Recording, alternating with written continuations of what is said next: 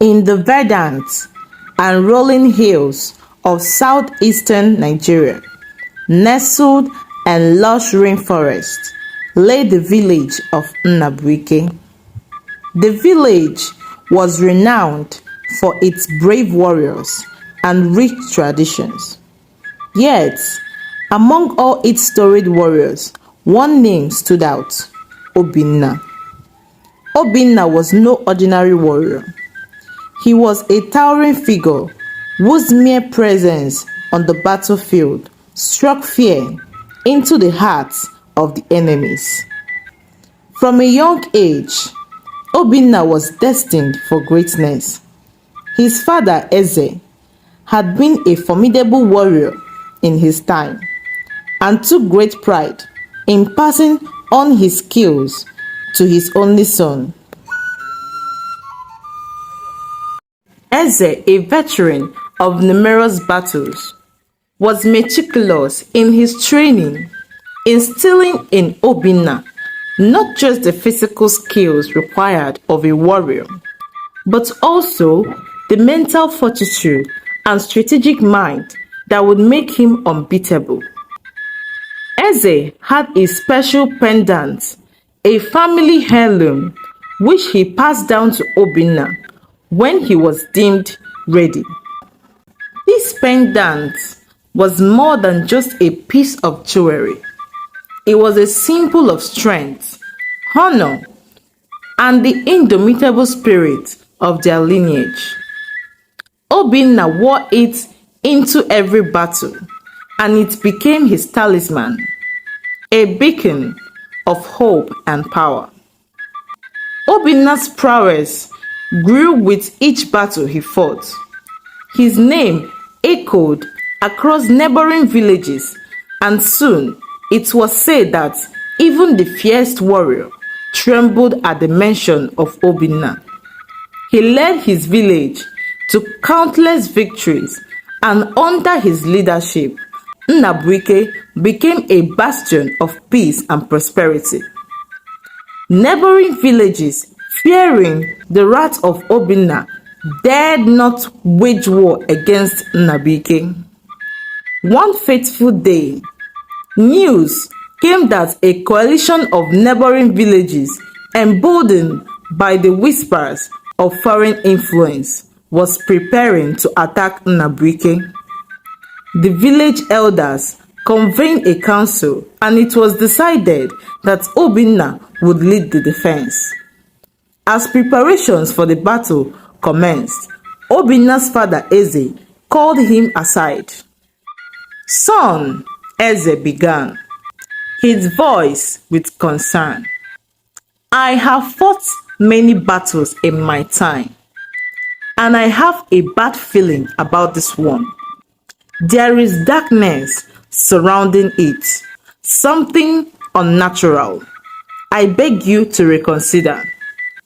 Obinna, ever the warrior, stood firm. "Father, a warrior does not run from battle. Our people depend on me. I must go." As a sign, knowing he could not change his son's mind, "Take care, my son. Remember everything I have taught you, and may the spirits protect you."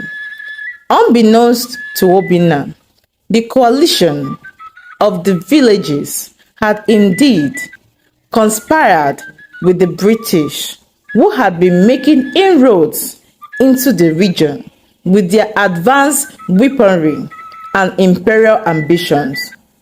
The British sought to capture Obinna, seeing him as a threat to their expansion. They supplied the coalition with guns and devised a strategy to ensnare him. The day of the battle arrived, and Obinna led the warriors with courage and precision. However, the clash was unlike any other he faced. The enemy's firepower was overwhelming, and amidst the chaos, Obinna's pendant fell to the ground. Distracted and momentarily disoriented, He was captured by the British forces. His friend Chima witnessed the pendant falling and, realizing the dire situation, retrieved it before retreating to the village with the grim news. Back in Nnabuike, the villagers were devastated by the loss of their greatest warrior. Obinna's pregnant wife, Nneka, was inconsolable. The news of his capture and the likelihood of his death plunged her into deep sorrow. She clung to the pendant Chima had brought back, a relic of her husband's bravery and a symbol of hope that he might still be alive. In time, Nneka gave birth to a son, whom she named Udo, meaning peace, in the hope that he would grow up in a world less marred by the strife that claimed his father. The British, recognizing Obinna's martial prowess, decided not to kill him. Instead, they saw an opportunity to turn him to their side. Using a combination of hypnosis and manipulation, they erased his memories of Nnabuike and his family. They convinced him that he was now fighting for a noble cause under the British flag. Under this new identity, Obinna fought for the British and won many battles. He was rewarded handsomely and began a new life, eventually married a British woman and living in relative comfort.